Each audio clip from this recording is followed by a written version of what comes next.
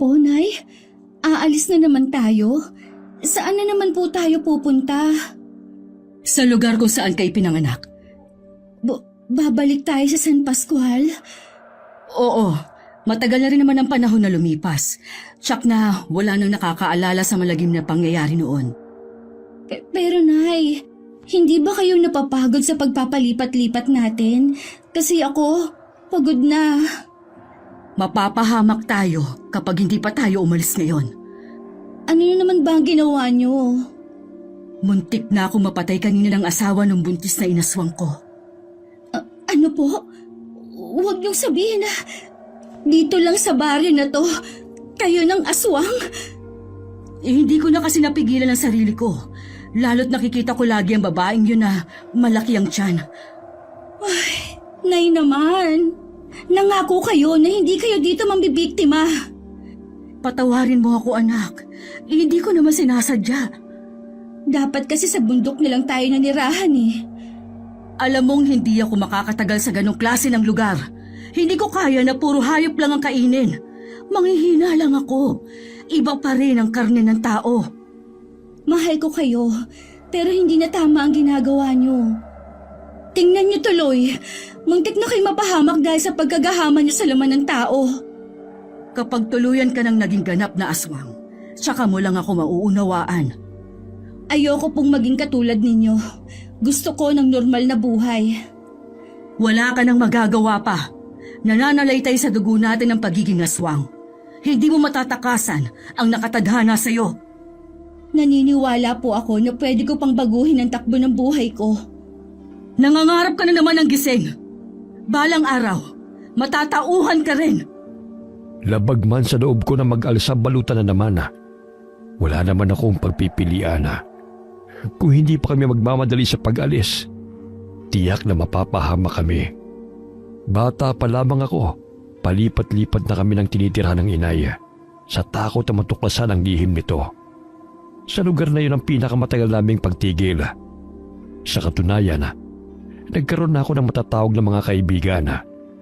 Ngunit ngayong alam na nila ang tuloy na pagkatao ng aking ina, tiyak pati ako'y madadamay sa galit ng mga tao. Malayo-layo na rin ang nalalakad namin nang makarinig kami ng mga taong sumisigaw sa galit. Napahinto kami at napalingon sa kubong dati naming tinitirhan. Palapit na roon ang mga taong may mga dalang sulo. Bilisan mo na! Kailangan na natin makalayo dito bago pa nila tayo maabutan. Opo, Nay. Ako na lang po magdadala ng gamit niyo. Salamat, anak. Sa pupuntahan natin, makakapagbagong buhay na tayo. Hindi po tayo makakapagbagong buhay kung hindi niyo po tatalikuran ang ginagawa ninyo. Kung kaya ko lang sanang ibalik ang nakaraan. Kung una ko lang din sanang nakilala ang ama mo, hindi ko tatanggapin ang itim na perlas mula sa aking ina, na iyong abuela. Sana, hindi ka nadadamay sa kamalasan ko. Nay, may mga paparating po. Dito tayo dumaan. Hindi nila tayo masusundan dito. Nauna nang naglakad ang inay sa masukal na bahagi na yon ng gubat. Habang nakasunod ako, hindi ko maiwasan na lumingon. May nadidinig pa akong mga yabag na sumusunod. Kahit hindi pa ako ganap na aswang, malakas pa rin ang aking pangamoy at pandinig. Ilang oras din kami naglakad bago nakarating sa highway. Mula roon pumara kami ng isang jeep na nag-aangkat ng mga gulay at iniluluwas naman sa ibang lugar. Paswerte naman kaming pinasakay. Ibinaba kami ng mag-asawa sa mismong terminal ng bus. Nakasakay na kami ng bus ni inay nang magtanong ako. Nay, paano po kung may makakilala pa sa inyo sa San Pascual? Maaaring maalala nila ang mga pangyayari noon, pero hindi ang mukha ko. Maliban sa malaki na ang tinanda ko, malaki rin ang magagawa nitong malaking peklat sa mukha ko, gawa na sunog doon, para hindi nila ako mamukaan. Hindi ko lang po maiwasan ang kabahan sa pagbabalik natin sa San Pascual. Mula ngayon, itanim mo sa isip mo, dayo lang tayo sa San Pascual. Walang dapat makaalam na doon ka ipinanganak at doon din namatay ang iyong ama. Tumango lamang ako kay inay at saka ibinaling na ang tingin ko sa labas ng bintana. Ilang sandali pa, Umalis na rin ang sinasakyan namin sa terminal. Magkahalong nararamdaman ko sa pagbabalik namin sa San Pascual. Marami ding katanungan na nagsasalimbayan sa isip ko. Nang lingunin ko ang inay, nakapikit na ito habang nakasandal sa upuan. Pinilit ko na lang din na matulog. Total mahaba pa ang biyahe namin. Bago magtanghalian, narating na namin ang San Pascual. Walang tricycle noon sa kanto kaya naglakad na lang kami papasok. Habang daan, napansin ko ang mga banderitas. Nay, piyesta yata dito. Bukas pa ang piyesta dito. Tamang-tama sa pagbabalik natin. Parang pagsalubong na rin to sa atin. Nay, saan naman tayo titira dito? Sa dating kinatitirikan ng bahay natin. Bilisan mo ang paglalakad mo. Mahapdi na sa balat ko ang init ng araw. Opo. Inayos ko na lamang ang belong tumatakip sa ulo ko. Habang naglalakad, maraming taong abala sa kani-kanilang ginagawa. Bahagya na lang kaming sinulyapan ng mga ito. Marahil iniisip nila na nandun kami para sa piyesta. Wala silang kamalay-malay. Naaswang kaming mag-ina. May kubo na kaming dinatnan sa loob ng gubat. Sira-sira na yun, pero pwede pa namang tirhan. Kilala raw ng inay ang dating may-ari noon. Hindi na rin naman ako nag-usisa pa. Kinabukasan, araw ng piyesta. Wala si inay kaya naisipan ko munang gumala sa pinakasentro ng baryo. Hindi ko maiwasang mamangha sa laki ng simbahan doon. Marami ring stall ng iba't ibang paninda sa paligid ng simbahan. Napakaraming tao sa paligid. Narinig ko pa na meron daw prosesyon mamayang gabi. Hinintay ko nang gumabi para makapanood ng prosesyon. Dahil nawili ako, hindi ko na namalaya ng oras. Nang maalala ko, maghahating gabi na, kaya nagmamadali na akong umuwi. Habang daan, nakaramdam ako ng tila merong nagmamasid sa akin. Bibilisan ko na sana ang mga hakbang ko nang biglang may humarang sa daraanan ko.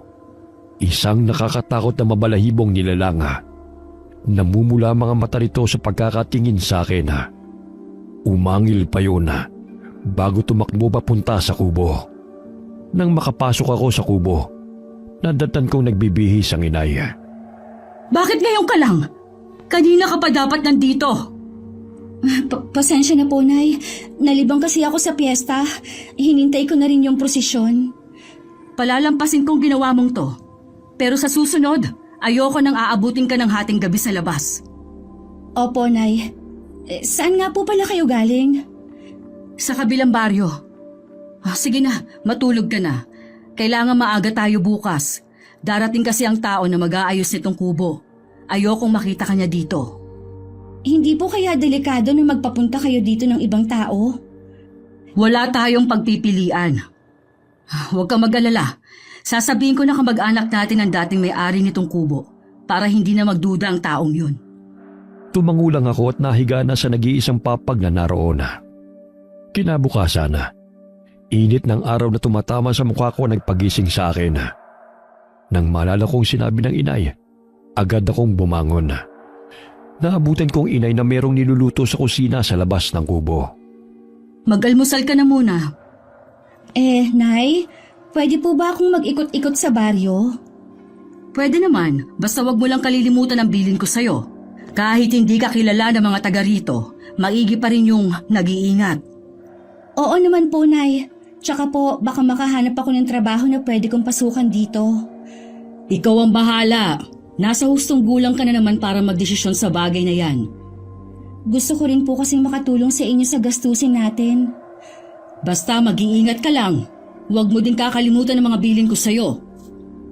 Opo, Nay. Hindi ko naman po nakakalimutan ang mga yon. Nang hindi na nagsalita ang inay, dinampot ko na ang tasa at sinalinan ito ng kape na galing sa termos. Habang kumakain, dumating naman ang tao na inupahan ng inay. Inutusan muna ito ng inay na manguha ng mga kawayan sa loob ng gubat. Ilang sandali lang, nagpaalam na rin ako. Tumango lamang ang inay sa akin. Habang papalayo, alam kong nakasunod ng tingin sa akin ang inay. Naglibot-libot muna ako malapit sa may simbahan. Doon ko kasi nakita na maraming tindahan na. Magbabaka sakali ako na kailangan nila ng tindera. Pero lahat sila binigyan ako ng alanganing tingin. Ang iba'y hayagan na sinabi na hindi nila kailangan ng tindera. Nagdesisyon na lamang akong umuwi. Mukha kasing walang gusto magtiwala sa akin. Habang daan nakuha ang atensyon ko ng napakalaking mansyon sa malawak na solar. Kulay pula ang pintura nito.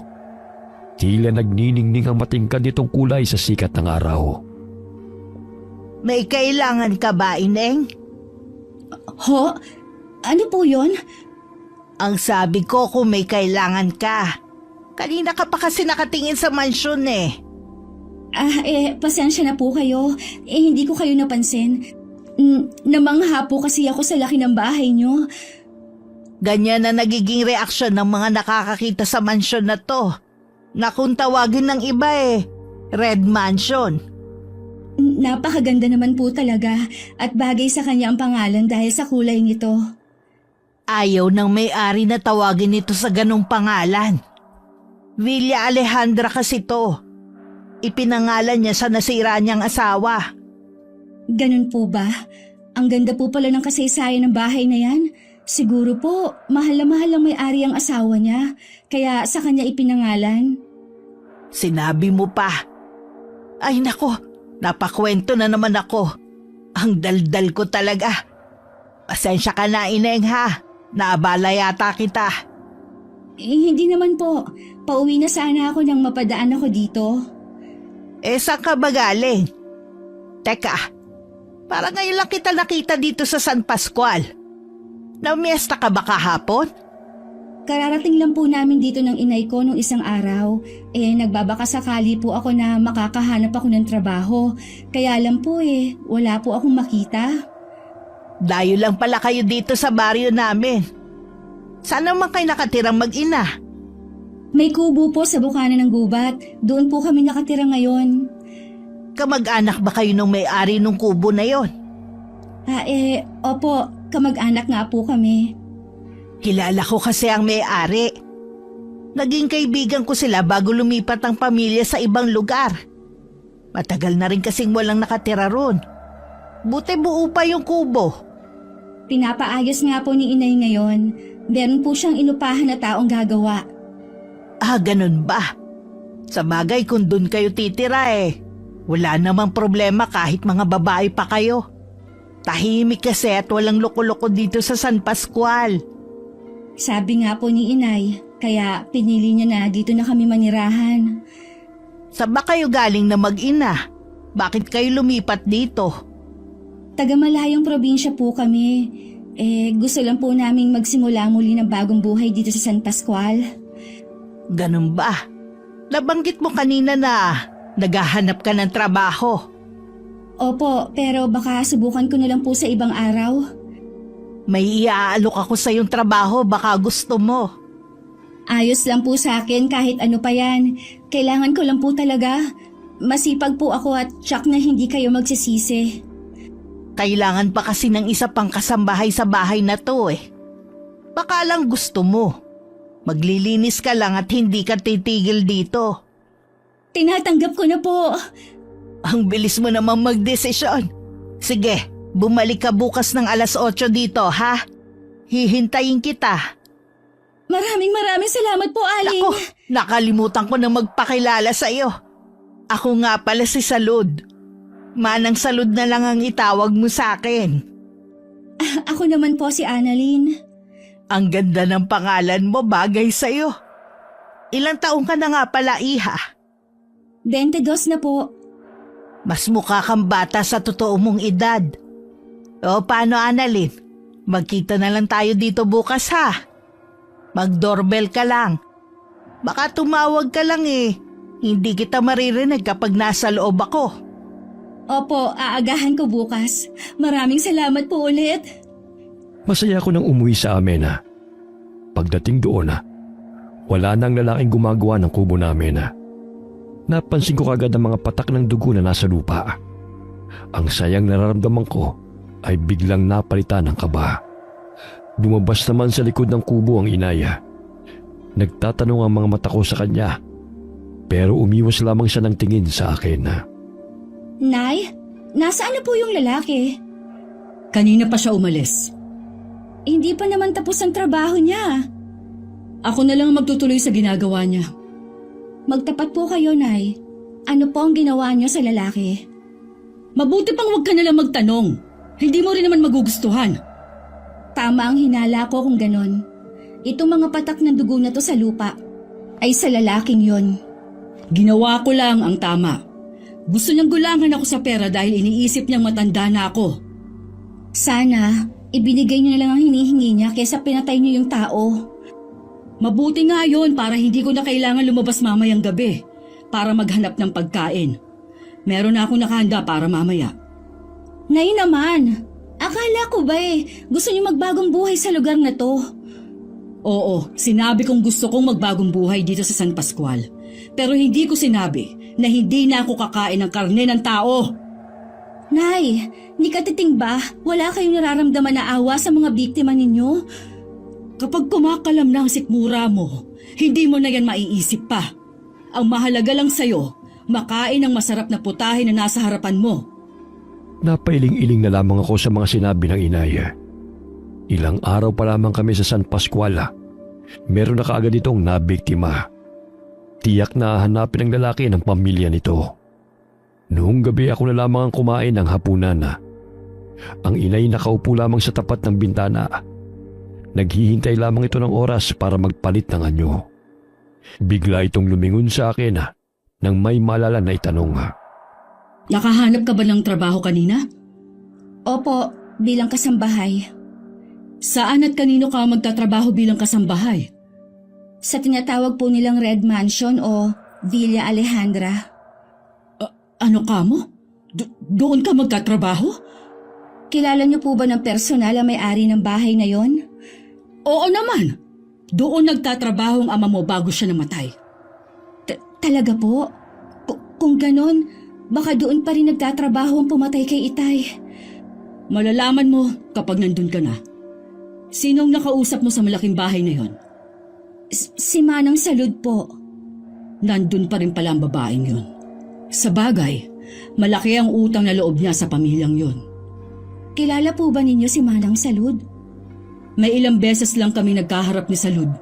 Ang Itay mo ang lagi niyang nakakausap. Naaalala pa kaya niyang nangyari noon? Tiyak yun. Wala siyang kamalay-malay na nakabalik na tayo ng San Pascual. May sasakotoparan ko na rin ang binabalak ko. Ano po ang balak niyo? Wala naman kayong binabanggit tungkol sa bagay na yan eh. Gusto kong gantihan ang taong pumatay sa tatay mo. Isa yon sa dahilan ko kung bakit ginusto kong bumalik ng San Pascual. Ano po? Iyon ang dahilan kung bakit gusto niyong bumalik dito? Kahit matagal nang nangyari yon, sariwa pa rin sa isip ko ang mga pangyayari. Kahit aandap-andap ang liwanag na nagmumula sa gasera namin, kitang-kita ko pa rin ang kakaibang kislap sa mga mata ng inaya. Hindi ko tuloy maiwasan na kilabutan. Nang lumabas siya ng kubo, umiga na rin ako sa papag. Kinabukasan maaga akong gumayak para pumasok sa Villa Alejandra. Gaya ng bilin ni Manang Salud, nag-doorbell ako para marinig niya. Agad naman siyang lumapit sa may gate at nakangiti pang pinagbuksan ako. Kung nakakamangha ang labas ng mansyon, mas makapigil hininga ang loob nito. Hindi sapat ang salita para mailarawan ang ganda ng mga kasangkapan sa loob. Hoy! Baka pasukin ng langaw yung bibig mo. Kanina ka pa kasi parang namamalikmata eh.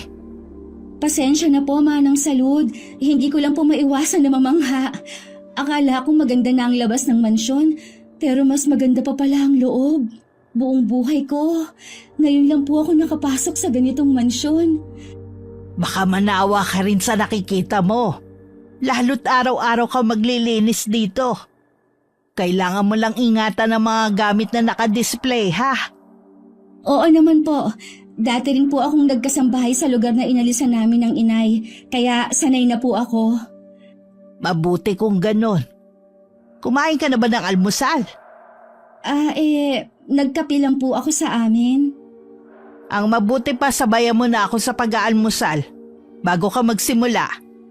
Sige po, kung hindi naman nakakahiya. Nako, huwag ka na mahiya. Dalawa lang tayo sa bahay na to. Wala po pala talaga tayong kasama dito. Ang ibang mga tauhan bawal pumasok dito. Ah, ganun po ba? Oh, maupo ka na riyan. Magsasandok lang ako ng sinangag. Mabuti inagahan mo ang punta. May makakasabay akong mag-almusal. Pagkatapos ng umagahan namin ni Manang Salud, inumpisahan ko na ang paglilinis. Sa sala ng bahay ako nagumpisa. Sa sobrang ingat ko, hindi ko alam na napakabagal pala ng kilos ko. Naiintindihan naman ako ni Manang Salud na natatawa pa paminsan sa ginagawa ko. Agad ko ring nakagaanan ng loob ang may edad ng babae. Mabait at masayahin kasi ito. Kabaliktaran ng aking ina na parating seryoso. Huwag mo sanang mamasamain ang itatanong ko, ha? Wala ka bang ibang kulay ng damit? Kahapon kasi nakaitim ka. Tapos ngayon nakaitim ka pa rin. Tapos may belo ka pa. Para ka naman nagluluksa niyan. Marami naman po akong damit, kaya lang po puro itim nga lang ang kulay. Ha? Bakit naman? Gusto ko lang po. Paborito ko po kasi ang kulay itim. Ganun ba? Kasi ang ganda mo. Natatabunan lang ng klase ng pananamit mo. Nasanay na po kasi ako sa ganito. Sa bagay, kung diyan ka namang komportable Hindi lang kasi ko sanay sa ganyang kulay. Malapit na mag-alas 6 noon nang pinatigil ako ni Manang Salud sa trabaho. Magpahinga raw muna ako bago umuwi. Hinainan pa niya ako ng merienda. Oh, kumain ka muna bago umuwi. Salamat po, Manang Salud. Medyo mabagal ka pang kumilos, na naiintindihan ko naman. Natatakot ka kasing makabasag. Pero hanga ako sa linis ng trabaho mo. Sa susunod po bibilisan ko na ang kilos ko. Nakausap ko nga pala yung amo natin na si Senyor Frederico. Sinabi ko na nakahanap na ako ng isa pang kasambahay. Kailan po uuwi dito ang amo natin? Nako, mula nung mamaya pa ang senyora. Madalang na sa patak ng ulan ko umuwi ang mag-ama dito. Kung nandito man, parang mga sinisilihan ng mga puwet. Laging nagmamadali na umalis. Bakit po kaya? Marami kasing alaala ang senyora dito. Tingin ko isa yun sa dahilan kung bakit ayaw nilang umuwi rito. Ayaw nilang maalala ang nangyari dito. Kawawa naman po palang mag-ama. Naiintindihan ko po ang nararamdaman nila. Alam ko po kasi ang pakiramdam na mawala ng mahal sa buhay. Maaga rin po kasi akong naulila sa isang ama. Ikinalulungkot ko, iha. Ano ba nangyari sa ama mo? Kung ayos lang na malaman. 1 taon pa lang po ako nung namatay siya.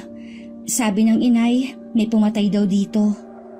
Nahuli ba yung pumatay sa ama mo? Hindi pa po siya nahuhuli hanggang ngayon. Sabi ng inay, may kaya daw po kasi ang gumawa nun sa tatay ko. Kaya naman pala. Mailap talaga ang hustisya sa gaya nating mahihirap. Yun nga po ang sabi ng inay. Ipasa Diyos nyo na lang ang pangyayari. Dahil sa pagkipagkwentuhan kay Manang Salud, nakakaligtaan ko na naman ng oras. Maliban kasi sa pagiging madaldal, napakasaya pa nitong kausap. Kalat na ang dilim sa paligid nang makalis ako ng mansyon. Pagdating sa kubo, nasa labas ang inay. Waring hinihintay ang pagdating ko. Mukhang ginabi ka ngayon. Pasensya na po kayo kung ginabi ako. Marami po kasi akong ginawa. Pumasok ka na sa loob. Nakapagluto na rin ako. Kumain ka na lang. Meron lang akong pupuntahan. Nay, alam ko po na hindi ko na kayo mapipigilan sa pangangaswang ninyo. Pero sana naman po, huwag dito sa San Pascual. Huwag mo kong turuan kung saan ko gustong humanap ng makakain. Hayaan mo ako sa ginagawa ko. Nag-aalala lang naman po ako sa inyo Tuwing aalis kayo, hindi ko maiwasan na matakot. Hindi na nga ako halos makatulog. Nakatitig lamang ang inay sa akin. Hindi ko rin mabasa kung anong iniisip niya ng mga oras na yon. Ilang sandali pa, walang paalam na iniwan niya ako. Hinintay ko na makabalik ang inaya, pero nakatulugan ko na ang paghihintay sa kanya. Pagsapit naman ng umaga, nasa kusina na siya at nagluluto na ng almusal. Anong oras po kayo nakauwi kagabi? Mag-uumaga na nang makauwi ako. Hinintay ko po kasi kayong dumating. Hindi ko nga po namalaya na nakatulog na pala ako. Bakit kailangan mo pa ako hintayin? Alam mo naman kung saan ako nagpupunta. Pasensya na po, Nay. Sige po, papasok na po ako sa trabaho. Magkita na lang po tayo mamaya. Pinilit ko na lamang ituon ang atensyon ko sa paglilinis, kaysa isipin ng inay at ang mga ginagawa nito. Lahat naman ng kwarto sa itaas ang pinalinis sa akin ni Manang Salud. Tsaka ako bumaba para tulungan naman ito sa garden. Ay, ang init na sikat ng araw. Mabuti pa sumilong na muna tayo. Ayokong ma-heat stroke, no? Ako na lang po ang tatapos nito. Konti na lang naman to Sa bagay nga, kailangan nating matapos ang mga gawain dito. Kasi darating sina Senyor Frederico at Evan. Ay, kailan po sila darating? Sa isang linggo daw. Maiba nga pala ako. Agahan mo ang pag-uwi mo mamaya, ha? Bakit naman po? Oo nga pala. Wala kayong kapitbahay kaya siguro hindi mo nabalitaan ito. May isang lalaki ang nakitang wala ng buhay kaninang umaga. Sabi ng mga nakakita lasog-lasog daw ang katawan. Halos sumiwalay na nga raw ang ulo sa pagkakakabit ito sa katawan. Nawawala rin daw ang mga laman loob. Sabi baka mabangis na hayop ang gumawa. Kung ganun po pala ang pagkamatay ng lalaki, baka nga po mabangis na hayop ang may gawa. Kaya ikaw mag-iingat ka. Sa bungad pa naman kayo ng gubat nakatira. Wala ba kayo napapansin sa lugar na yon? Wala naman po. Tsaka, lagi po kasi akong maagang natutulog.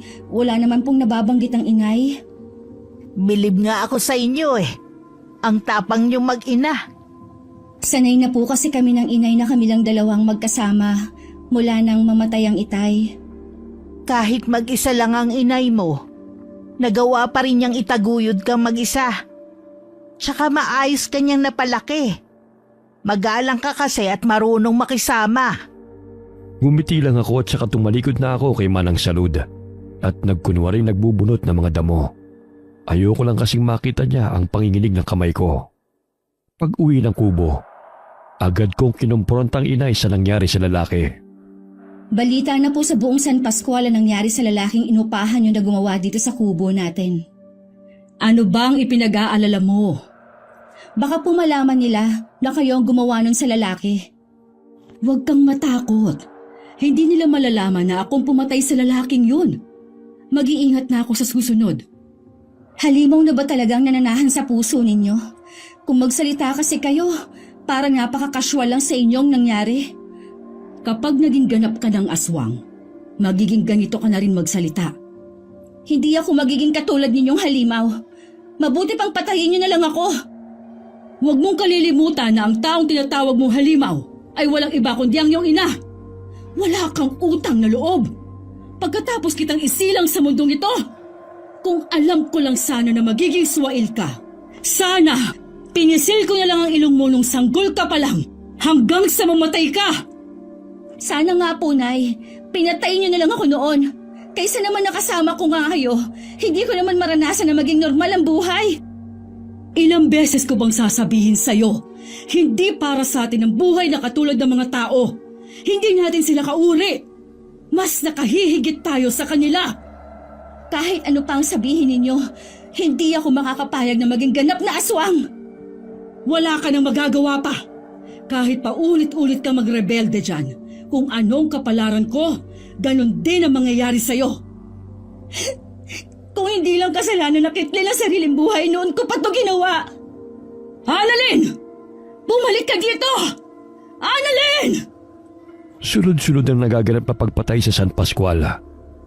Binalo tuloy ng matinding takot ang mga residente. May hinala ang ilan na baka hindi isang mabangis na hayop ang may gawa ng mga yon. kundi isang mabangis na aswang. Ngunit ni isa, wala pa makapagpatunay kung totoong may aswang sa lugar. Dumating na rin ang mag-amang Frederico at Evan sa mansyon ng gabing yun. Umabot na rin sa kanilang kaalaman ang nagaganap sa San Pascual. Totoo kaya yung nakarating sa ating balita pa? Hindi ko alam, iho. Pero masama ang kutob ko sa nangyayari. Mali po ata na umuwi tayo ngayon dito. Tama lamang ang pag-uwi natin dito. Kung tama ang kutob ko na nagbalik na siya rito sa San Pascual, haharapin ko siya. Pagbabayarin ko siya sa ginawa niya sa mama mo at sa kapatid mong nasa sinapupunan pa niya. Kaya humanda ka, iho, sa malaking laban na kakaharapin natin. Lagi naman po ako handa. Masama pa rin ang loob ko kay Inaya. Minsan naiisip ko na lang na sana iba na lang ang naging magulang ko. Pero nakukonsensya naman ako sa tuwing maiisip ko yun. Sa kabila ng pagiging halimaw niya, nanay ko pa rin siya at utang ko sa kanya ang buhay ko. Nakakaramdam din ako ng awa sa mga biktima niya, lalo na sa mga buntis at sa sanggol na nasa sinapupunan nila. Hindi man lamang sila nabigyan ng pagkakataon para masilayan ang ganda ng mundo. Nung umagang yun, hindi ko nagisna ng Inaya. Nitong mga huling araw kasi, madalas siyang dumarating sa bahay na mataas na ang sikat ng araw. Minabuti kong wag na siyang hintayin. Baka mahuli pa ako sa pagpasok ko sa trabaho. Pagdating ko sa mansyon, agad akong kinausap ni Manang Salud na dumating ng araw ang mag-ama kagabi. Medyo estrikto si Senyor Frederico, ha? Kaya huwag ka muna magpapakita sa kanya. Siguro sa garden ka muna at dito sa kusina. Sige po, Manang Salud. Doon po muna ako sa garden. Siya nga pala. Nabalitaan mo ba yung nangyari kagabi? May muntik na namang mabiktima. Abuti na lang naging maagap yung lolo nung bata. Nataga niya sa braso yung aswang. Aswang po? Kumpirmado na talagang aswang ang gumagala ngayon dito sa San Pascual. Meron nang nakakita. Sino po kaya ang pinaghihinalaan nilang aswang? Sabi ng mga taga rito, malamang taga malayo yun. Ang aswang daw kasi kapag gustong mambiktima, dadayo pa sa ibang lugar. Pero tingin ko mali sila sa paniniwala nilang yun. Hindi lahat ng aswang sa malayo nang bibiktima. Minsan hindi natin alam Nasa tabi-tabi lang natin sila.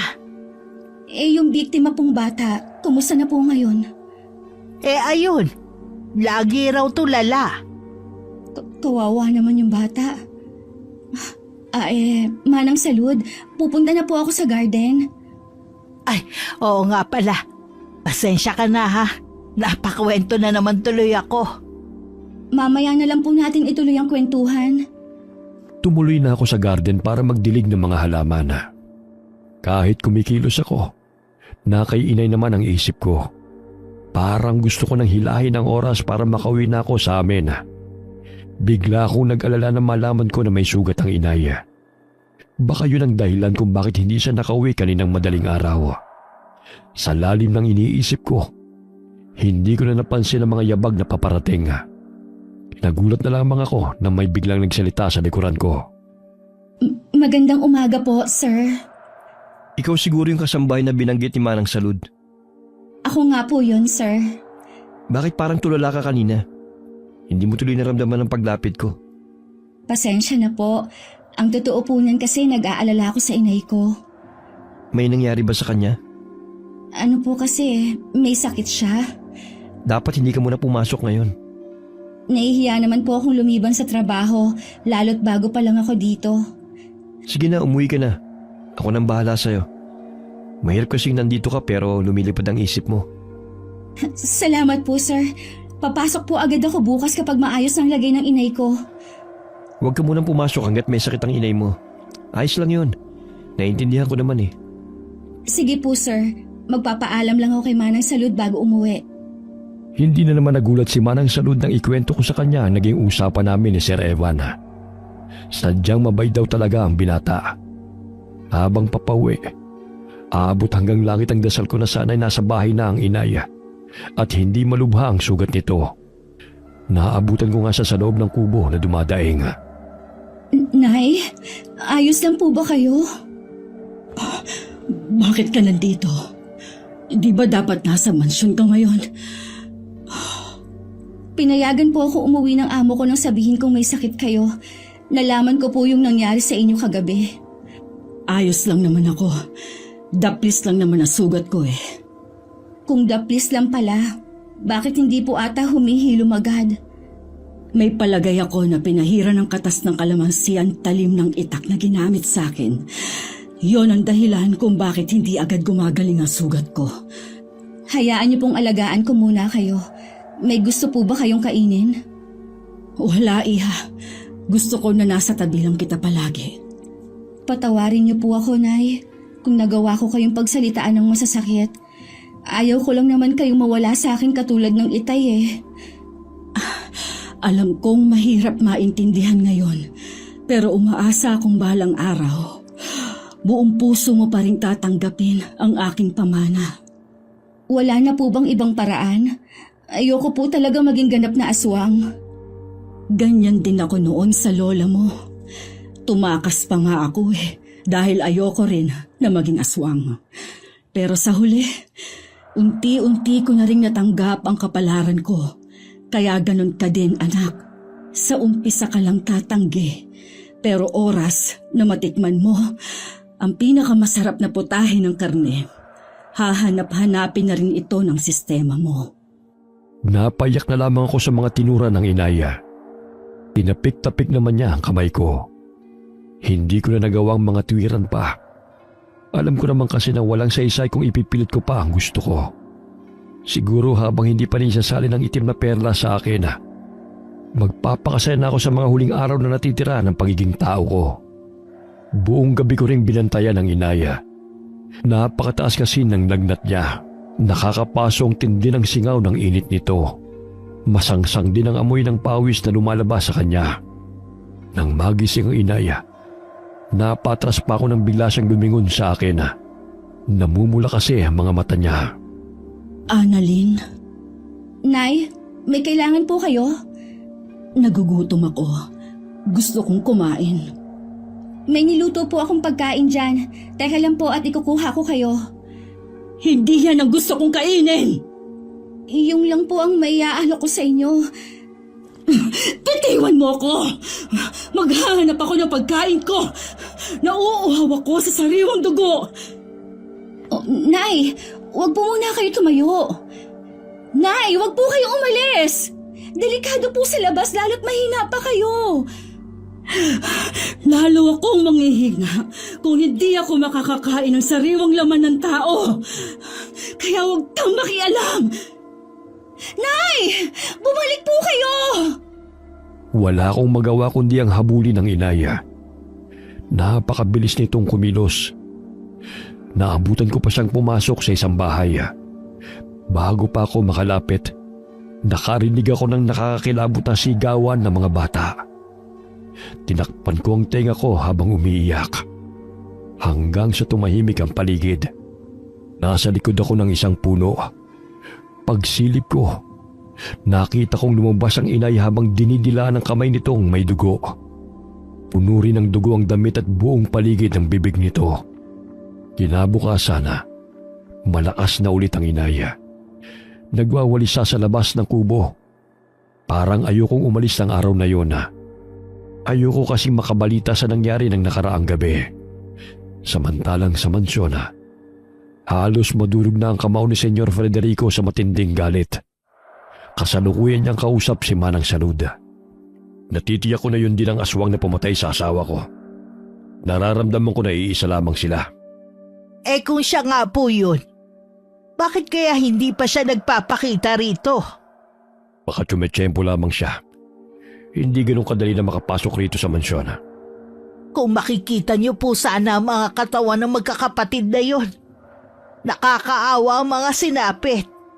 Hindi ko rin tuloy maiwasang sisihin ng mga magulang nila. Kung bakit iniwan sa kubo na walang kasama. Magbigay ka ng tulong sa pamilya nila, Salud. Opo, mamaya po pupuntahan ko sila. Siya nga pala. Nasaan yung bagong kasambahay na kinuha mo? Mula nang dumating ako, hindi ko pa siya nakikita. Nakilala na po siya ni Evan. May sakit po kasi ang inay niya, kaya pinauwi muna ng anak ninyo. Ganun ba? Taga rito ba ang babaeng yon? Kararating lang po nila bago yung piyesta dito sa atin. Sa bukana po ng gubat sila nakatira. Nabanggit mo dati na silang mag-ina lang kamo ang magkasama? Ganun na nga po, senyor. Matagal na daw pong patay ang ama ni Annalyn. Nakilala mo na bang ina ng babaeng yon? Hindi pa po. Sabi kasi ni Annalyn ayaw kasi ng ina nito ang maraming tao. Kapag pumasok ng babaeng yon, dalhin mo sa akin. May ilang katanungan lang akong gustong sabihin sa kanya. Opo, senyor. Kapag pumasok na po siya bukas. Hindi ka dapat nagpapapasok ng kung sino-sino lamang sa loob. Bakit naman po, senyor? Hindi natin kilala ang pagkatao ng babaeng yon. Paano Kung iniisip niyo po na aswang si Annalyn, nagkakamali po kayo. Nung araw na pumasok siya dito sa mansyon nakapasa naman po siya sa pagsubok. Hindi po kumulo ang langis na lagi kong dala. Tumitingin din po siya ng diretso sa mga mata ko. Hindi po baliktad ang refleksyon ko sa kanya. Kailangan pa rin nating makatiyak. Sige po, senyor. Kayo ang bahala. Sasabihan ko na lang po siya na humarap sa inyo. Kinabukasan nga, pumasok na ako sa trabaho ko sa mansyon. Gaya ng inaasahan ko. Kahit saan ako pumaling, usap-usapan ngayon ang nangyari sa tatlong magkakapatid. Lalo kong nanlumo ng marinig na edad 10, 7 at 3 gulang lamang ang mga ito. Mabuti nakapasok ka na. Kumusta ang inay mo? Magaling na po siya. Bakit parang matamlay ka? Masama ba ang pakiramdam mo? Hindi po, Manang. Bakit ka umiiyak? May problema ka ba, ha? Sabihin mo, nandito lang ako para makinig. Nabalitaan ko po yung nangyari sa magkakapatid. Naaawa lang po ako sa sinapit nila. Ako nga din Halos lahat naman ng mga taga rito. Nakakapanlumo ang sinapit nila. Yung nanay nga nila halos mabaliw-baliw. Hindi pa rin nakakausap hanggang ngayon. Sana mabigyan sila ng hustisya. Mahirap po yata na mabigyan pa sila ng hustisya kung aswang ang pumatay sa kanila. Oo nga, pero umasa pa rin tayo. Siya nga pala. Gusto kang makausap ni Senyor Frederico. Nasa garden siya ngayon. Puntahan mo na lang. Bakit po kaya gusto niya akong makausap? Baka tatanungin ka lang niya ng ilang bagay. Natural lang naman yon dahil hindi ka pa niya nakikita. Sige na, puntahan mo na lang siya. Kahit kinakabahan sumunod na ako sa sinabi ni Manang Saluda. Sa gilid ako ng bahay dumaan papunta sa garden. Nakita ko naman ang senyor na nakatayo at nakatingin sa mga bulaklak. Marahil naramdaman ito na parating ako, kaya lumingon ito sa direksyon ko. Nanunuring tingin ang ibinigay nito sa akin.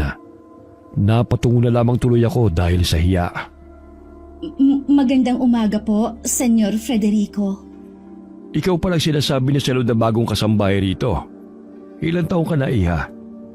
22 po. Nasabi pa ni Salud na kayo lamang ng iyong ina ang magkasama. Nasaan bang tatay mo? Matagal na po siyang patay. Ang nanay mo ba'y may trabaho rin? Wala po. Nasa kubo lang po namin siya. Sa buka na pala kayo ng gubat naninirahan. Buti hindi kayo sinasalakay ng mabangis na hayop o yung sinasabi nilang aswang. Siguro naman nababalitaan mo nangyayari dito sa San Pascual. Hindi naman po. Kung totoo po ang sinasabi nila na may aswang na gumagala, may mga pangontra naman po kami. Kung wala palang trabahong nanay mo, alokin ko sana siya magtrabaho dito sa mansyon o kaya sa plantasyon. Pasensya na po kayo, senyor. Sigurado po kasi akong hindi tatanggapin ng ina yung inaalok ninyong trabaho. Hindi po kasi siya humaharap sa tao. Bakit naman? Madalas po kasing nakakaranas ng diskriminasyon ng inay dahil sa malaking peklat sa mukha niya. May peklat sa mukha ang inay mo? Ano nangyari sa kanya? Naksidente ba siya noon? Nakuha niya po yun nung masunog ang dati namin tinitirhan noon. Ganun ba? Dahil nakatungo ko sa pagkipag-usap, hindi ko na nakita ang pagtiim ng anyo at pagkuyom ng palad ni Senyor Frederico. Nang wala na itong itanong, magalang naman akong nagpaalam. Nang makaalis ako, lalong nagdilim ang anyo ng matandang lalaki. Gamit ang tungkod, pinaghahampas nito ang mga bulaklak. Tinanong naman ako ni Manang Salud kung ano ang mga sinabi sa akin ng amo namin. Sinabi ko naman lahat ng mga pinag-usapan namin ni Senyor Frederico. Mabait naman yun si Senyor. Medyo istrikto lang talaga. At naging malulungkutin na nga mula nang mamatay ang asawa. Manang Salud, ano po ang ikinamatay ng asawa niya? Kung hindi niyo pumamasamain ang pagtatanong ko. Karumal-dumal ang nangyaring pagkamatay ni Senyora Alejandra. Na nung mga panahon na yun 7 buwang buntis. Pinatay po ang asawa niya? Sino naman po ang gagawa ng ganun sa babae at buntis pa man din? Isang aswang ang pumatay kay Senyora. Walang awa nitong kinain ng sanggol sa sinapupunan nito. Isang aswang pala. Marami pa ring taga rito ang nakakaalam sa pangyayaring yon. Pero dahil malaki ang respeto nila kay Senyor Frederico, naging tikom ang kanilang bibig para pag-usapan pa ang nangyari. Sino po kayang aswang ang gumawa nun? Kilala niyo po ba? Pasensya ka na, Iha. Hanggang doon lang ang masasabi ko sa'yo. Okay lang po, Manang Salud. Pasensya na rin po kung nagiging mausisa ako. Wala yun. Mabuti na rin siguro na kahit papano may alam ka sa lihim ng pamilyang pinagsisilbihan natin. Tingin ko nga po, marami pang lihim ang pamilyang ito. Wala pang isang linggo ay umalis na rin ang mag-ama para bumalik sa Maynila. Nagtataka rin si Manang Salud sa biglaang pag-alis ng mag-ama. Pero hindi na rin siya nag-usisa pa. Nararamdaman ko na may mas malalim na dahilan kung bakit biglang umalis ang mag-ama. Ay, balik katahimikan na naman tong bahay. Para na naman tayong aalog-alog nito. Bakit kaya bigla silang umalis? Akala ko pa naman magtatagal sila dito. Hindi ko rin alam, Iha. Pero siguro isa sa mga dahilan yung gumagalang ang aswang dito sa San Pascual. Nakakatakot naman kasi Kung makikita mo ang mga tindahan dito, naging matamlay na. Apektado rin. Kahit maliwanag pa, nagsasara na sila. At kanya-kanya ng tago. Palagay ko po, ang pinakaligtas na lugar ay ang bahay na to. Tsak na hindi makakapasok ang aswang dito. Mali ka, Iha. Hindi ito ang pinakaligtas na lugar, kundi ang loob ng simbahan. Oo nga po, tama kayo. Nagsisimba ka ba, Iha? Ang totoo po niyan, hindi pa ako nakakapasok sa simbahan, maliban lang po nung binyagan ako. O sige, minsan sumama ka sa akin sa pagsisimba. Sige po, gusto ko rin kasi mapasok ang simbahan dito. Napipilitan na lamang na sumang-ayon ako kay Manang Salud. Kahit hindi ako sigurado na walang masamang mangyayari sa akin kapag pumasok ako sa simbahan. Habang abala ako sa paglilinis, tumunog ang telepono sa sala. Agad ko namang tinawag si Manang Salud na pababa naman ng hagdan dala ang laundry basket. Naroon lamang ako at nakikinig sa pinag-uusapan nila. Matapos ang pagkikipag-usap ni Manang, bumaling siya sa akin. Si Senyor Frederico ang kausap ko. Sabi niya kung pwede ka daw magstay in na lang. Lingguhan daw ang day off mo. Tatanungin ko po muna ang inay. Baka kasi hindi niya ako payagan Tsaka nag-aalala din po ako na wala siyang kasama sa kubo namin. Kaya nga ewan ko ba kay Senyor Frederico kung bakit naman siya nag-utos ng ganon. Susubukan ko pa rin po magpaalam kay inay. Sana makilala ko din ang inay mo. Siguro kasing ganda mo siya. Tsak po na maganda ang inay nun. Kaya lang po, Nagkaroon siya ng malaking peklat sa mukha eh. Ganun ba? Kawawa naman palang inay mo. Sa lahat po ng ayaw nun, ay yung kinakaawaan siya. Matapang po kasi yun.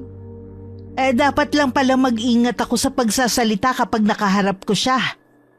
Nang makauwi ako ng hapon na yon, nadatnan ko ang inay na nasa labas ng kubo.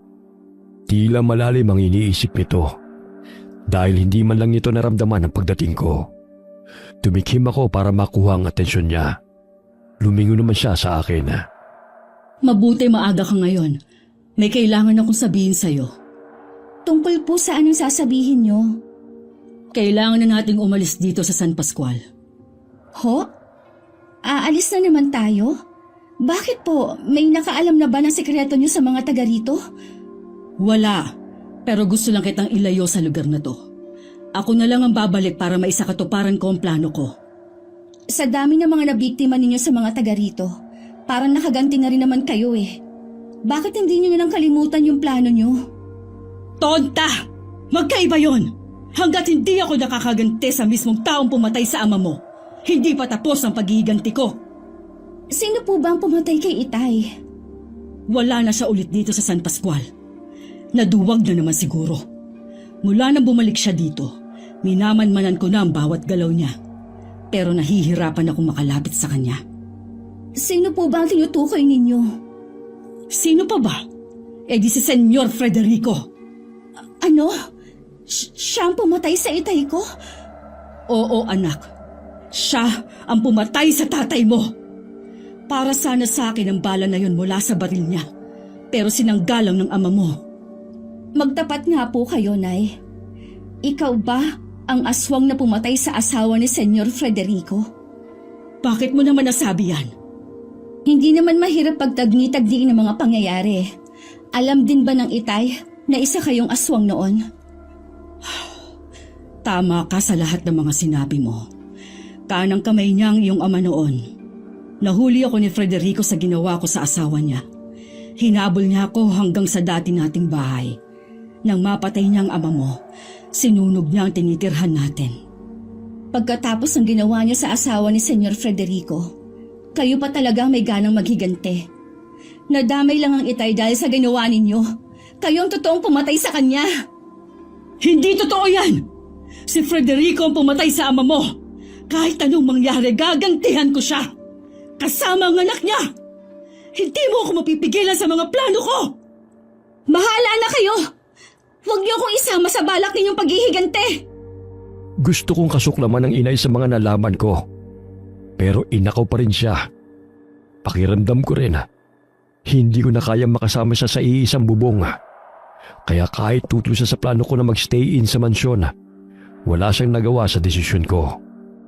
Natuto na rin ako makipagmatigasan sa kanya. Mabuti pinayagan ka ng nanay mo na magstay in dito. Oo nga po. Siya nga pala. Darating si Evan mamaya. Kaya pwede bang pakilinisan ang kwarto niya? Opo, yun na lang po muna ang uunahin kong gawin. Bakit nga po pala siya lang ang uuwi? Hindi maganda ang lagay ng ama niya ngayon. Kaya pala bigla silang umuwi noon. May sakit po si Senyor Frederico? Nanghina na lang daw nung nandito. Malayo naman ang ospital dito sa atin. Kaya minabuti na lang na bumalik na sila ng Maynila. Napatango na lamang ako. Hindi rin mawala-wala sa isip ko ang mga ipinagtapat ng inay. Hindi rin kasi ako makapaniwala na nagsisilbi ako sa taong pumatay sa aking ama. Nung dumating si Sir Evan, may mga pasulubong siya sa amin ni Manang Salud. Ang bait naman po ni Sir Evan. Sa buong buhay ko, ngayon lang ako makakakain ng mga ganito. Babait talaga yang si Evan. Nagmana sa namayapa niyang ina. Sayang po at maaga siyang naulila. Sinabi mo pa. Kahit kailan talaga salot ang mga aswang. Ewan ko ba, bakit hindi pa sila nauubos lahat? Hindi po talaga sila mauubos hanggat meron silang pinamamanahan. Ganun ba yun? Mukhang marami kang alam tungkol sa kanila. Konti lang naman po. Naniniwala po ako na hindi lahat ng aswang ay likas na masama. Meron pa rin po sa kanila ang mas pinipili na maging mabuti. Para din pala silang tao, no? May mabuti at may masama. Mula nang tumira ko sa mansyon, mas naging panatag na ang kalooban ko. Naiisip ko pa rin naman ang inaya. Pero mas nananaig na sa akin ang galit dahil sa mga ginagawa niya. Lingid sa akin, lagi pala siya nakasubaybay sa bawat galaw ko. Katulad ng mga sandaling yun, habang kausap ko si Sir Evan sa garden, nasa di kalayuan siya, lihim na nagmamasid sa amin. Salamat po sa mga ibinigay ninyong pasalubong sa amin ni Manang Salud. Wala yon. Kayo ni Manang Salud, hindi ko na itinuturing na iba. Sir, maganda po ba sa Maynila? Oo naman. Laging masaya, maingay at magulo. Ang bilis din ng oras dun. Siguro dahil kailangan kumain ng mga tao para mabuhay. Hindi katulad dito sa probinsya. Simple lang ang pamumuhay. Pangarap ko po kasing makarating sa Maynila. Kapag may pagkakataon, isasama kita ron para makita mo ang ganda ng Maynila. Naku, nakakahiya naman po. Hindi ko naman po binanggit yun para isama ninyo ako sa pagpunta niyo doon. Huwag ka nang mahiya. Basta isang araw, isasama ko kayo ni Manang Salud sa Maynila. Ipapasyal ko kayo ron. Kung ganun po ngayon pa lang, nagpapasalamat na ako sa inyo. Mabuti pala, pinayagan ka ng inay mo na magstay in dito sa mansyon. Oo nga po, wala naman pong problema kay inay. Naiintindihan naman po niya. Nagngingit-ngit naman ang kalooban ng aking ina habang nakatingin sa amin. Inayos pa nito ang belong itim para walang makakita sa mukha nito. Nung maglabas ako ng mga basura, nagulat ako nang biglang may humawak sa braso ko. Halos bumaw na kasi ang kuko nito sa balat ko. Nay, ano pong ginagawa niyo dito? Ang lalaki ba na yan ang dahilan kung bakit nagiging swail ka na? Hindi ko po alam ang sinasabi niyo. Nay, nasasaktan po ako. Huwag ka nang magmaang-maangan pa. Hindi ako ipinanganak kahapon para hindi mabasa ang mga kilos ninyo. Hindi ko po maintindihan na sinasabi niyo, Nay. Nag-uusap lang po kami ni Sir Evan. Sige, magsinungaling ka pa. Kaya pala gusto mong tumira sa bahay na yan, ha? Dahil sa kanya. Hindi po ako nagsisinungaling. Kung iniisip niyo na may relasyon kami ni Sir Evan, malabo pong mangyari yon. Talagang malabo na magustuhan ka niya. Oras na malaman niya na isa kang aswang. Hindi pa ako ganap na aswang, Nay. Hindi ako magiging katulad ninyo. Tingnan natin kung hanggang saan ang pagmamatigas mo. Hayaan niyo na lang po ako dito. Masaya po ako sa trabaho ko dito. Sige lang, magsaya ka hanggat gusto mo. Pero hindi rin magtatagal ang kaligayahan mong yan. Hindi ka nababagay sa lugar na to. Bigla na lang umalis ang inay at naglakad palayo. Nagtaka naman ako sa ginawi nito. Paglingon ko sa may gate, palapit pala si Manang Salud. Sinundan pa nito ng tingin ng papalayong si inay. Sino yung kausap mo? Ang inay ko po. Bakit parang nagmamadali siyang umalis? Sayang, hindi ko man lang siya nakausap. Meron pa daw po kasi siyang gagawin. Gusto lang po niya akong makita at makamusta. Sa susunod na dumalaw ulit dito ang inay mo Papasukin mo para makilala ko naman, ha? Sige po, pasok na po tayo. Nararamdaman ko na mayroong gagawing masama ang inay. Kaya hindi ako mapakali ng mga oras na yon. Palakad-lakad ako sa aking silid at maya-maya rin ang pagdungaw sa bintana. Ilang sandali lang, narinig ko ang matilis na tili ni Manang Salud. Nanggagaling yon malapit sa may kusina. Dali-dali akong lumabas para daluhan siya. Manang Salud! Annalyn! Tulungan mo ako! Nandito ako! Naabutan ko si Manang Salud na nasa sulok. Duguan habang inaatake ng malaking baboy ramo. Hindi na ako nag-akasaya ng oras. Kinuha kong nakita kong malaking kahoy na nakasandal sa padera. Malakas ko yung inihampa sa aswang. Sumisingasing ito na bumaling sa akin. Bago pa ito tuluyang makalapit sa akin, Isang putok ng baril ang umalingaw-ngaw sa paligid. Paglingon ko, umuusok pa ang duluhan ng baril na hawak ni Sir Evan. Mabilis namang sumibad palayo ang baboy ramo. Malapit na ito sa pader nang biglang mag-anyong pusang itim at saka tinalo ng kabilang pader. Nilapitan ko naman si Manang Salud na hinang-hinadal sa mga tinamong sugat sa katawan at mukha. Hindi rin may pinta ang mukha nito sa matinding sakit na nararamdaman. Maraming salamat. Akala ko talaga katapusan ko na. Buti dumating kayo. Kailangan pong magamot ang mga sugat ninyo. Tutulungan na kita sa pag-alalay kay Manang. Sa silid sa ibaba na lang namin dinala si Manang Salud. Umiiyak din ito sa kirot ng mga sugat. Napapaigik pa ito tuwing dadampi ang bulak na may alkohol. Ano po bang ginagawa niyo sa labas ng bahay, Manang Salud? Dapat nagpapahinga na kayo sa silid niyo na ganitong oras. Nakarinig kasi ko ng mga kaluskos sa may kusina. Paglabas ko, nakakita ko ng tao. Sisigaw na sana ako ng magnanakaw nang makita kong bigla siya naging baboy ramo. Tapos inatake niya ako. Akala ko talaga yun na ang katapusan ko.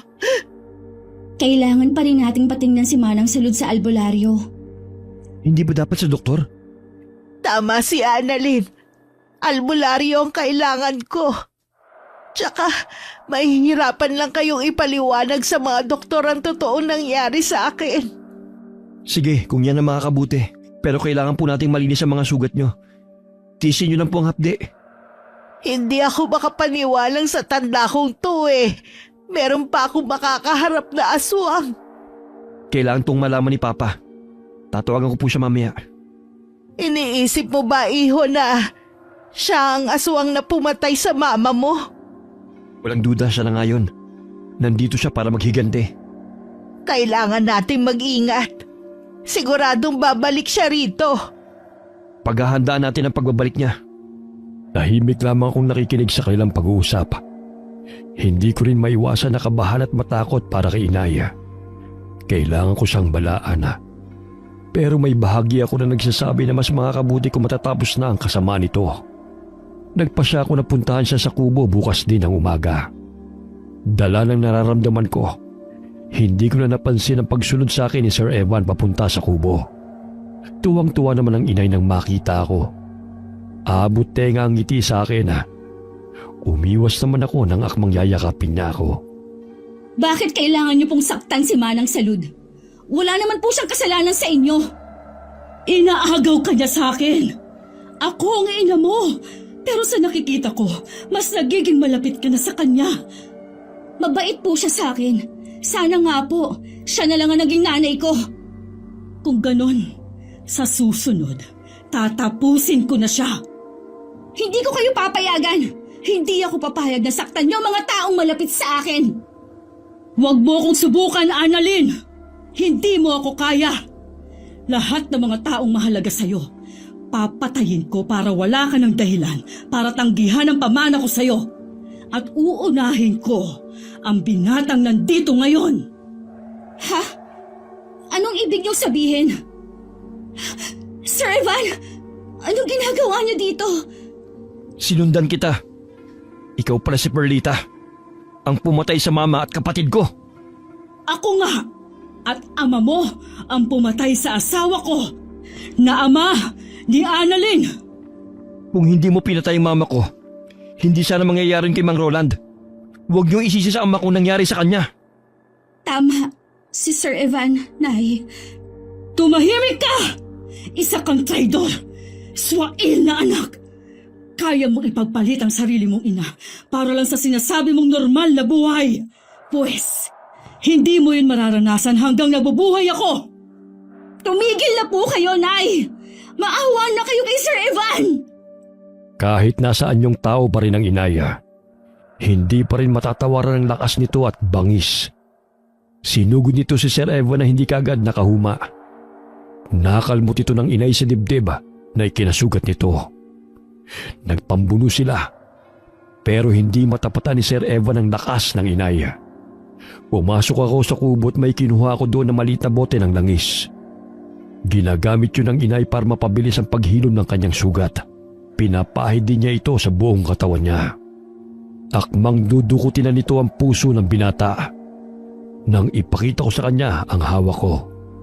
Pakawalan niyo si Sir Ivanay! Dahil kung hindi, babasagin ko to! Ibigay mo sa akin yan! Wala ka talagang kwentang anak! Nakakapagsisi na ikaw pang naging anak ko! Ikaw pa pala ang magpapahamak sa akin! Ilang beses kitang kinausap nun. Nagmamakaawa na ako sa iyong tama na. Pero mas pinili mo pa rin na maging halimaw. Dahan-dahang bumitaw ang inay kay Sir Evana habang nakatingin sa akin.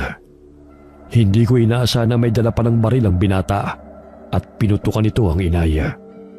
Mabuti na lamang mabilis na nakaiwas ang inaya at tumakbo papuntang kakahuyan.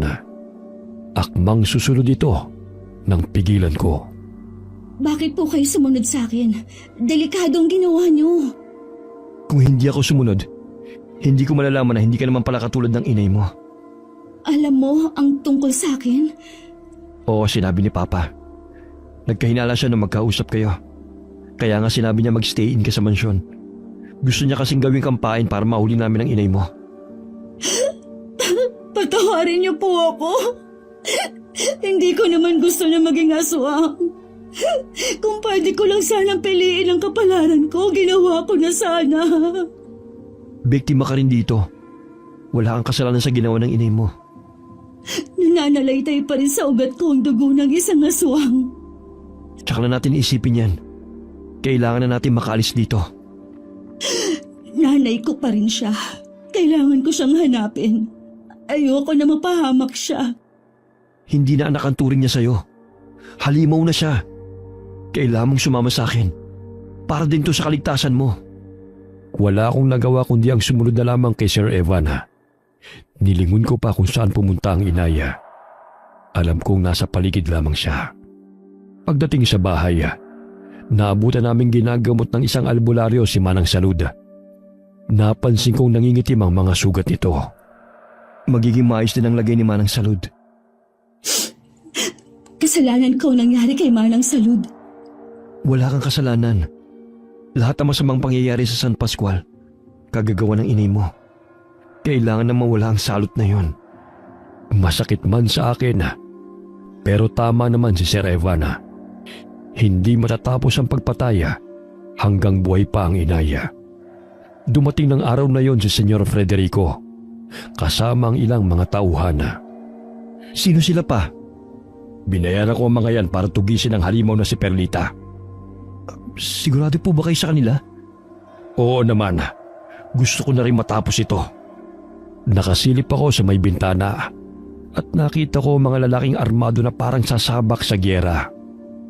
Malalaki rin ang mga katawan nito. Ang mga hilatsa ng mukha ay tila hindi papahuli ng buhay. Alas 5 na ng hapon, inutusan na ng Senyor Frederico ang mga ito na puntahan ang gubat kung saan nagtatago ang inay. Nag-aalala ka ba sa nanay mo? Kahit ano pa po siya, nanay ko pa rin po siya. Pero tama din naman na matapos na ang kanyang kalupitan. Kung sakaling maulila ka, nandito lang ako para sa iyo. Wala akong pamilya at mag-isa na lang sa buhay. Handa kitang kupkupin. Salamat po, Manang Salud. Pero natatakot po ako na baka biglang magising ang nananahan na halimaw sa akin. Sabi ng albularyo isang uri daw ng bangkilan ng lahi ninyo. Pinakamataas na uri ng aswang. May kakayanan kayong gawing aswang ang isang normal na tao sa pamamagitan ng pagsasalin ng itim na perlas. Huwag mong tanggapin ang alok ng iyong ina para maging aswang. Hindi ko po alam kung paano iiwasan na nakatadhana sa akin. Alam kong mahirap, pero handang tumulong ang albularyo sa iyo. Marami na siyang nagamot ng mga nayanggaw. Alam kong gusto lamang tumulong ni Manang Salud. Pero alam kong hindi ako matutulungan ng albularyong sinasabi nito. Darating ang panahon na kailangan kong tanggapin ang itim na perlas. Samantala, kalat na ang dilim ng marating ng 10 kalalakihan ng gubat kung saan naroon ang inaya. Ngunit hindi pa man nila nasisilayan ang tunay na kaanyuan ng inaya. Isa-isa na silang tumutumba. Narinig pa sa mga kabahayan ang sunod-sunod na putok ng barela at nakakakilabot na sigawan ng mga ito. Kinaumagahan na, ni isa ay walang nakabalik sa mga tauhan ni Senyor Federico. Masama ang kutob ko. Baka may masamang nangyari sa kanila. Mataas lang sikat ng araw. Ni isa sa kanila wala pang nakakabalik. Ang usapan bago sumikat ang araw, nandito na sila. Wala na tayong magagawa kung patay na silang lahat. Ihanda mong iyong sarili. Tiyak na tayo nang isusunod niya. Mabuti pa pong bumalik na kayo sa Maynila. Ako nang haharap sa kanya. Kapag umalis ako, hindi pa rin to matatapos. Ako ang kailangan niya. Pwes, haharapin ko siya. Ako mismo maghihiganti sa pagkamatay ng mama mo. Pero pa, Bunang pa siya ko, iho. Nang malaman namin na hindi nakabalik ang mga tauhan ni Senyor Federico na tugisin ang inaya, mas lalo kong kinabahan sa mga susunod na mangyayari. Pupunta siya dito. Ang inay mo? Opo, napakalakas niya at walang makakatalo sa kanya. Anong gagawin natin? Kailangang ako na ang humarap sa kanya. Anong laban mo sa nanay mo? Dugo ng isang aswang pa rin pong nananalaytay sa aking ugat at hawak ko rin pong langis niya. Kailangan lang siyang masugatan ng malubha. Kahit nakakaramdam ako ng takot, dahil yun ang kauna-unahang lalabanan ko ang inaya, pilit ko na lamang kinukumbinsi ang sarili ko na yun ang tamang gawin na. Ibinusa ko na ang botelya ng langis. Dahil sa takot ay hindi humihiwalay sa akin si Manang Salud. Hindi pa man sumasapit ang hating gabi, sunod-sunod na sigaw na ang narinig namin sa silid ni Senyor Federico. Halos magkakasunod lamang kaming dumating doon ni Sir Evana. Naabutan pa namin na hinihila ng inayang bituka at ibang laman loob ng matandang lalaki. hayop kang halimaw ka! Senyor Federico! Pinaputukan ng baril ni Sir Evan ang inaya. Mabilis namang nakailag ito at nag-iba ng anyo. Tsaka mabilis na lumabas ng kwarto. Sinundan naman namin siya. Dahil sa matinding galit, si Sir Evan ang unang sumugod kay inaya. Ilang beses ko nang nakita na nagpapalit-palit ng anyo ang inaya. Pero yun ang kauna-unahang pagkakataon na makita ko siya bilang isang bangkilan. Kahit si Sir Evan ay natigilan sa nakitang anyo ng inaya. Hindi kasi nakakatakot ang anyo nito. Para itong magandang aswang na may pakpak na kalintulad sa isang paniki. Sa isang saglit ng pagkakalingat, nagawa siyang bihagi ng inaya. Tumilapon sa malayo ang hawak nitong baril. Hinugot ni Sir Evan ang nakatagong patalima at itinarak niya yon sa dibdib ng inaya. Parang napapaso naman ito na bumitaw sa binata. Ako ang nagsabi kay Sir Evan na kailangang pahiran ng katas ng kalamansi ang panaksak na gagamitin niya. Annalyn, ibigay mo sa akin ang langis ko. Patawarin niyo po ako, Nay. Kailangan na pong matapos ang kasamaan ninyo. Maawa ka sa akin, anak. Huwag mo naman akong ipagpalit sa kanila. Mahal na mahal kita. Parang lumambot ang puso ko nang marinig yun. Lalapitan ko sana ang inaya nang makarinig kami ng putok ng barela. Napasigaw na lamang ako nang makita kong tinamaan ng inaya. Biglang nagpalit ng anyong inay bilang pusa. Mabilis yung tumakbo palayo sa amin. Tiyak na hindi na siya makakaligtas pa. Ang inay ko! Patawarin mo ko, Annalyn. Pero yun na lang ang tanging paraan. Naiintindihan ko naman, pero masakit pa rin sa akin ang mangyayari sa kanya. Noong araw na yon, abala si Sir Evan sa pag-aasikaso sa labi ng kanyang ama. Kinailangan itong iuwi sa Maynila ang ama. Naiwan naman kami ni Manang Salud sa mansyon. Lakas loob naman akong nagpaalam kay Manang. Manang Salud, kailangan ko pong hanapin ang inay. Hindi kita maaaring payagan. Sa akin ka ibinili ni Evan. Nagsisisi na po ako kung bakit nagawa kong talikuran ng inay. Mahal ko po siya. Naiintindihan kita, Iha. Kaya lang baka mapahamak ka. Ako mananagot kay Evan kapag may masamang nangyari sa'yo. Hindi na po magtatagal ang buhay ng inay. Gusto ko lang po siyang makasama sa huling sandali ng buhay niya. Bumalik ka agad ha. Hihintayin ka namin ni Evan. Maraming salamat po, Manang Salud. Pinuntahan ko ang inay sa kubo na tinitirhan namin. Sira na yun at walang indikasyon na bumalik pa roon ang inay. Naisip ko ang baryo kung saan kami nanggaling. Malakas ang pakiramdam ko na naroon siya. Nang dumating ako, naabutan ko nga ang inay sa sirang kubo na dati naming tinitirhan. Mahinang mahina na ito. Inay? Anak ko, hindi mo rin ako natiis. Salamat, pinuntahan mo ako dito. Patawarin niyo po ako. Nandito na ako. Hindi ko na po kayo iiwan. Hirap na ako. Gusto ko nang mamahinga. Dala ko po ang langis ninyo. Itapon mo na yan. Hindi ko na yan kailangan pa. Nakapaghiganti na rin naman ako. Ayokong maging hadlang para maging masaya ka. Patawarin mo na sana ako sa napakalaking pagkukulang ko sa'yo. Wala na po sa akin yun, Nay. Napatawad ko na po kayo. Alagaan mong sarili mo. Salamat. Kasi kasama kita sa huling sandali na makikita ko ang paglubog ng araw.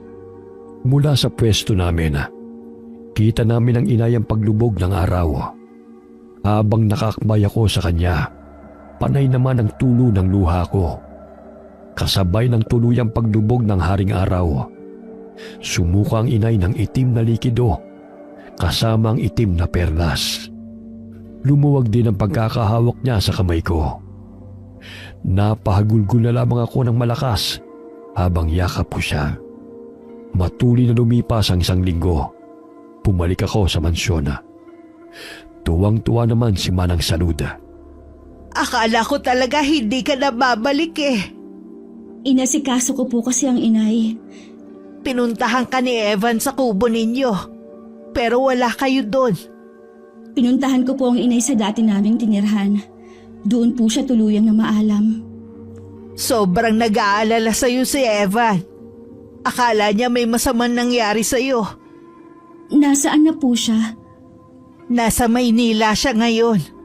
May kailangan lang ayusing ilang bagay. Babalik naman siya agad. Pinili ko na manirahan kasama ni Manang Salud. Tanging kaming 3 lamang ang nakakaalam sa tunay kong pagkatao.